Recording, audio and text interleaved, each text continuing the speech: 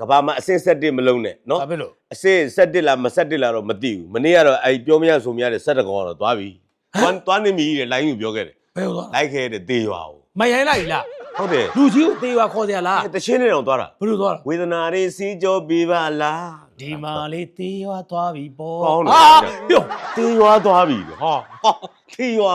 ဘလို့တေးရွာတေးရရွာသွားတော့ ဟုတ်လေတေးရွာသွားပြီ သွားပြီ7ရောက်လစ်သွားပြီ ဟော မဟာနဲ့နော်အခုစစ်ရုံးမှာကြွိုင်တက်နေအခုအနေမှာ ဘာကွာလဲဆရာကြောင်းလို့ဘာကွာလဲ အခုလှိုင်းကို6ကြီးကကြွိုင်ချတော့မှာ မဟုတ်ဘေးကို6ကြီးရ ဟော ဟုတ်လေဘေးကို6ကြီးရ 6ကြီးကအခုလှိုင်းကိုမကျင်တော့ဘူးတော့ ဘေးလိုင်းကြီးကို6ကြီးဆို6ကြီးကဘလို့ပြောနေတာမလဲ 6ကြီးဆိုလက်ဖက်ချောက်လေ အာဒူးချုပ်လို့ပြောလိုက်ပြီးတာပဲကွာဘာလို့လက်ပဲကြောက်လဲ ထားလိုက်ဒူးကျုပ်လားအဲ့ ဟာ6ကြီးတယ် လက်ဖက်ချောက်ဆိုအဖျားဆွတ်လိုက်တယ်ပဲ6ကြီးကိုအခုလှိုင်းကို6ကြီးကတိတ်တော့မကျင်တတ်ဘူးဟုတ်တော့